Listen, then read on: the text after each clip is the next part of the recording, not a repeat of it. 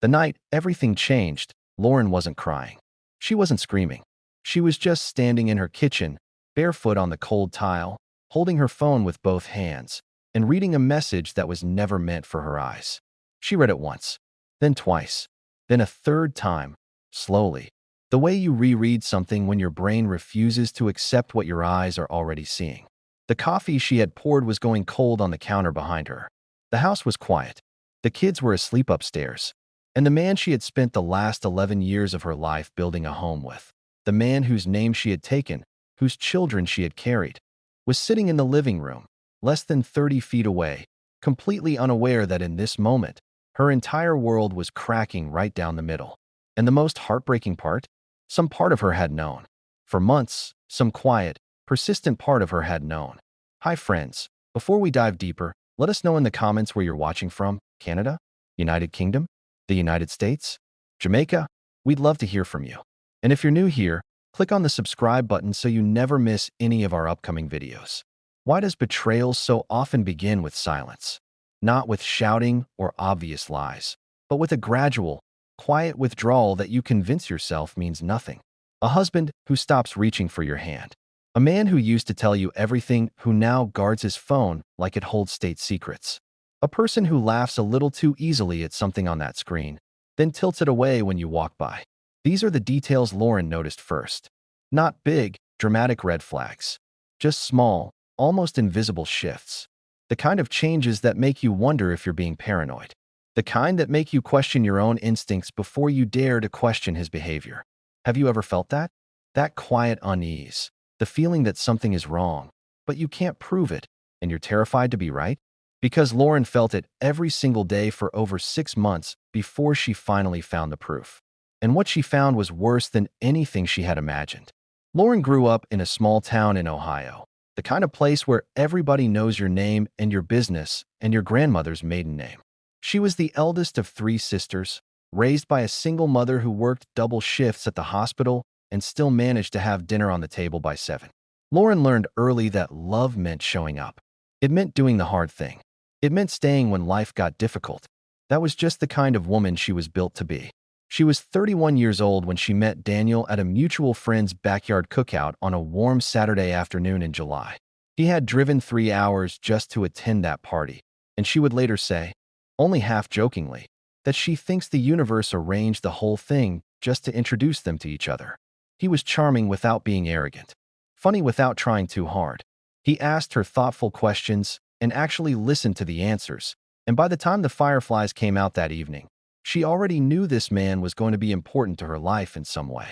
They dated for 2 years before he proposed, down on one knee in their favorite hiking spot, the same trail where they had their first real argument and their first real reconciliation. Lauren cried. He cried. She said yes before he even finished the question. Their wedding was small, intimate, 60 guests in a sunlit barn on his uncle's property in Tennessee. Her mother gave a toast that made the entire room reach for their napkins. They danced to a Stevie Wonder song because Lauren had loved Stevie Wonder since she was 8 years old, and Daniel had taken the time to find out. That was the thing about those early years. He paid attention. He remembered the small things. He was present. Their first child, a boy they named Marcus, arrived 18 months after the wedding. Their daughter, Amara, came 2 years later. Life got busier and louder and more beautiful and more exhausting all at once. Lauren transitioned to part-time work as a dental hygienist to manage the children's schedules, while Daniel climbed steadily through the ranks at a logistics company outside of Columbus. They were a team, not perfect. They argued about money sometimes, about parenting decisions, about whose turn it was to get up with a sick child at 2 in the morning, but they were a functioning, loving, committed team. At least, that is what Lauren believed. And for a long time, that belief felt completely justified. The first real change she noticed happened around the spring of the year Marcus turned 7. Daniel got promoted to regional director, which meant travel, regular trips to Atlanta, occasional trips to Dallas, sometimes weekends away. Lauren was proud of him. She told people at school drop-off and at family gatherings. She picked up more of the household responsibilities without complaint because that was the kind of wife she was. She believed in their partnership. She believed that seasons of sacrifice were normal in a marriage and that they would balance out in time. What she did not know, could not have known then, was that those business trips were about to become the setting for something that would eventually bring her carefully constructed life down around her feet. It started with the phone. That is how Lauren would describe it later.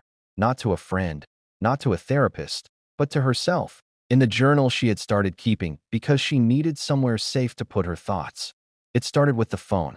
Daniel had always been reasonably private with his devices, but this was different. This was deliberate. He began taking it with him into every room. Into the bathroom during their daughter's birthday dinner. To bed, screen down on the nightstand, every single night.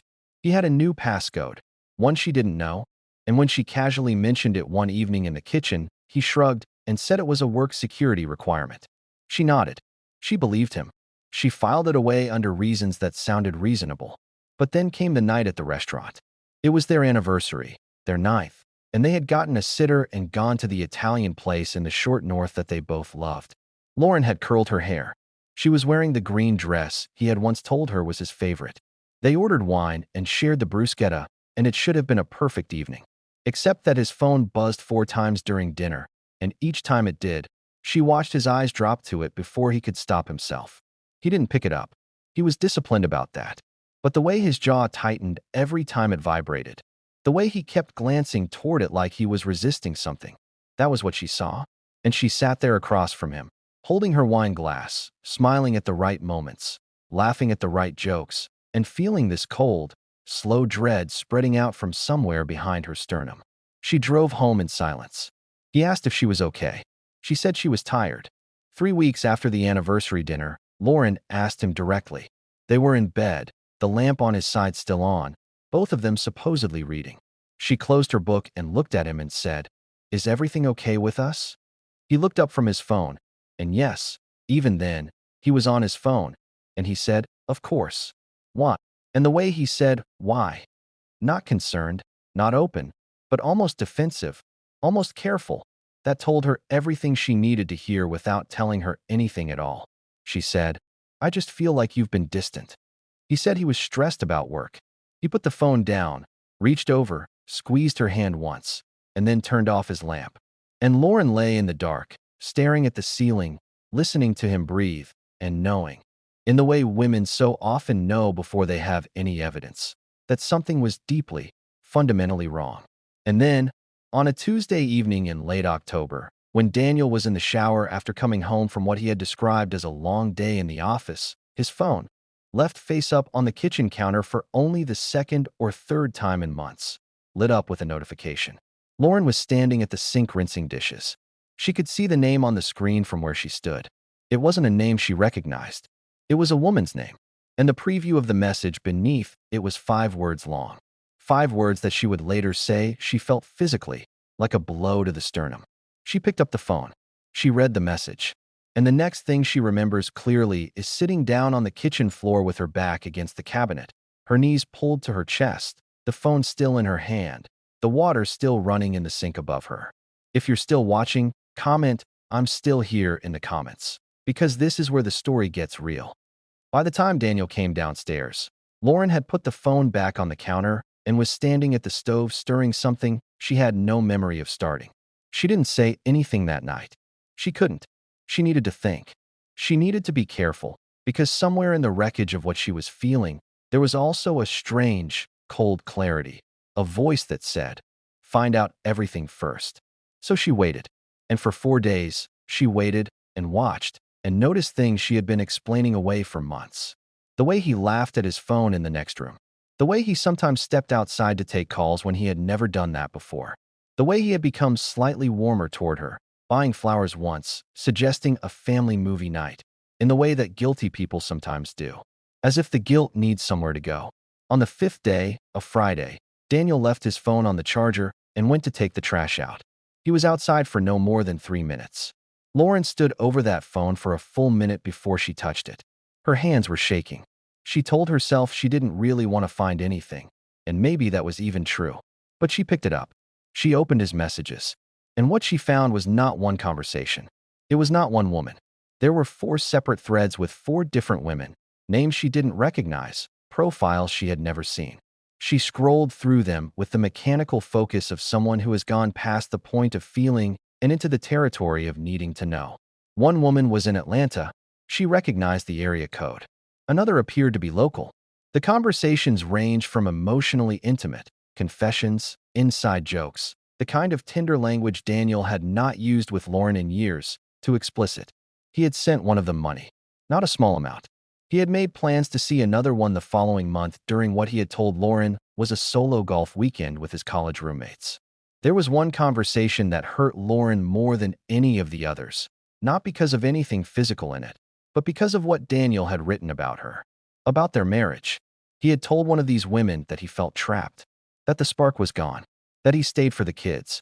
He had said these things about his wife, about the woman who had spent 11 years choosing him, building with him, defending him to everyone, to a stranger he had never even met face to face. He had poured out the emotional truth of his marriage to someone else.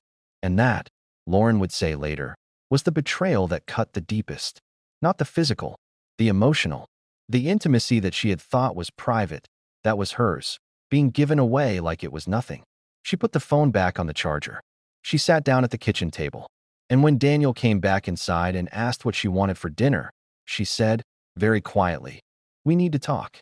The look that crossed his face in that moment, she would never forget it. Not surprise exactly. More like a man who has been bracing for an impact he hoped might never come. What followed was not the dramatic, screaming confrontation that people imagine when they picture a moment like this. It was quieter than that. And in many ways, that quiet made it worse.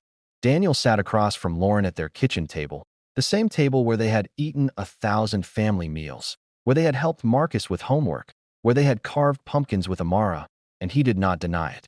He didn't try. He sat with his hands folded on the table, and he looked at her and said, "How much did you see?" Not "I'm sorry." Not "I can explain." "How much did you see?" Lauren told him. She told him everything she had seen, calmly and precisely, because she had already cried alone in the car that afternoon in the parking lot of a grocery store for 45 minutes, and she had made a decision that she was not going to fall apart in front of him. She was going to need everything she had for what came next. He confirmed it. All of it. The women, the messages, the money, the trips. And then he said something that Lauren told her sister about weeks later, something that her sister said she would never forget as long as she lived. He said, "I haven't been happy for a long time, Lauren. And I didn't know how to tell you." Not an apology. A reason. As though his unhappiness, unspoken, unaddressed, never once brought to a conversation or a therapist or a single honest moment between them, justified what he had done. As though choosing deception over honesty for years was something that happened to him, rather than something he had chosen every single day. Lauren looked at him for a long moment. And then she said, "You could have told me. You could have come to me with that. I would have listened. I would have tried. I would have done anything." He didn't answer. And in that silence was the most devastating truth of all, that he had not wanted to try, that he had simply chosen differently. The days after that conversation were the longest of Lauren's life. She couldn't sleep. She would lie down and her mind would replay things, a trip he had taken, a weekend he had been unreachable, a moment she had dismissed as nothing, and suddenly every memory had a different meaning. The reinterpretation was relentless and exhausting. She would get up at 4 in the morning and sit in the kitchen with a cup of tea and stare at the wall and try to locate the exact moment where things had gone wrong. Trying to find the place where the version of her marriage she had believed in had branched off from the version that had actually been happening. She couldn't find it. That was the cruelest part. There was no single moment. It had been a slow erosion, invisible from inside it. She did not tell Marcus and Amara right away. She took them to school every morning and made their lunches and helped with homework and read bedtime stories. And she held herself together with everything she had until they were asleep. And then she sat in her car in the driveway and let it out. She lost 11 pounds in 5 weeks without trying. She stopped calling her friends back because she couldn't figure out what to say. She was functioning. Technically, she was showing up, going through the motions, but inside she was completely underwater. And the man who had put her there was still sleeping in their house because neither of them had yet summoned the clarity to figure out what came next. Can you imagine carrying all of that, the grief, the anger, the shock, and still making school lunches every morning? Still reading bedtime stories? still holding everything together for the sake of two small children who had no idea their family had already quietly come apart. 6 weeks after the confrontation, on a Sunday morning in early December, something shifted in Lauren. She couldn't explain it then, and she still struggles to explain it now. She had woken up early, before the kids, and gone downstairs and made coffee and sat by the window watching the first real snow of the season come down, slow and quiet over the backyard they had raked leaves in together just 2 months before. And she had this moment, sitting there in the gray early light, where she looked at her own reflection in the window and thought, "This is not my failure." She had done the same thing so many women do. She had been combing through the past year, cataloging her own shortcomings, asking herself what she had missed, what she had failed to give him, how she had not been enough. She had been treating his choices like her verdict. And sitting there in the quiet of that Sunday morning, she felt something in her finally refuse it. His choices were not her verdict. His unhappiness, real or imagined, was not a justification. His silence was not her fault. He had chosen every single day to deceive her rather than to speak to her, and that choice was entirely, completely his. She thought about her mother, who had raised 3 girls alone and never once let them see her as anything less than whole. She thought about what she would say to Amara someday, if Amara came to her with a story like this one.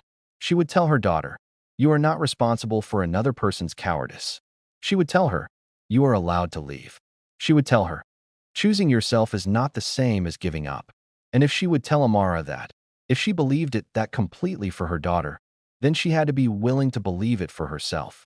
That morning, Lauren called her sister. She told her everything. Her sister cried. Lauren didn't, this time. She had moved past the crying, at least for now, and into something that felt more like resolution, more like direction. She told her sister she was going to see a lawyer that week. Her sister said, "I'll come with you." And for the first time in 6 weeks, Lauren felt like she was standing on solid ground again. The divorce took almost a year to finalize. It was not clean or easy.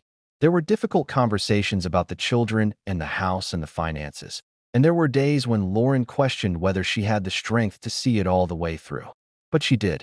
She always did. Daniel eventually moved into an apartment across town. The kids adjusted, slowly, painfully, in the way that children adjust to the things they have no power over, by becoming resilient without being asked to. Marcus, who was 9 by then, didn't say much about it. Amara, who was 7, once asked Lauren if she was sad. Lauren looked at her daughter, this small, perceptive, extraordinary person, and said, "Sometimes. But mostly I'm okay. And you're always going to be okay too." Amara seemed to accept that. Children often do, when adults tell them the truth in a way they can hold. Lauren went back to full-time work the following spring. She started running again, something she hadn't done since before Marcus was born. Early morning, before the kids woke up, just her and the quiet streets and the sound of her own feet on the pavement. She told her sister it felt like reclaiming something, some version of herself that had gotten buried under years of routine and compromise and slowly shrinking expectations. She wasn't angry at Daniel anymore, not in the consuming, constant way she had been those first weeks. She had moved through that. What she felt now was something more like clarity, a kind of knowing that only comes from having walked through something you weren't sure you could survive. She started a journal the night everything fell apart. She kept it through all of it, the confrontation, the divorce proceedings, the first Christmas as a single mother, the first time she went out to dinner alone and realized she didn't mind it. The last entry she wrote, on the night the divorce was finalized, was short. It said, "I am not the woman who was left. I am the woman who chose to leave." That matters. It does matter. It matters enormously. Because there is a version of this story where Lauren stays, where she accepts the apology she was never even properly given, swallows the betrayal, and goes back to pretending. A lot of women do. Not because they're weak, but because the known life is terrifying to abandon, even when it's broken. Lauren chose differently, and it cost her, and it was hard, and it was the right thing. The truest, bravest, most difficult right thing she had ever done. The lesson in Lauren's story isn't about marriage or infidelity or even forgiveness. It's about the moment you stop abandoning yourself in order to hold someone else together. It's about what happens when you finally trust the quiet voice inside you that has been telling you the truth all along. The one you've been talking yourself out of listening to because the truth was too painful to face. Some of the most important moments of our lives begin not with a decision, but with a feeling we couldn't explain, a shift we couldn't ignore, a cold tile floor under bare feet, and a phone in both hands and a message that was never meant for our eyes. And in those moments, we have a choice, not just about what to do, but about who to be on the other side of it. Lauren chose herself, and she would tell you, if you asked her today, that it was the hardest and the best choice she ever made. Now we want to ask you, what would you have done if you had been standing in that kitchen, holding that phone, with 11 years of your life reflected in a stranger's message on a screen? Would you have confronted it immediately?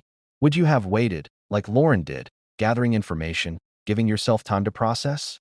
Would you have stayed in the marriage and tried to repair it? Or would you have walked out the door that same night?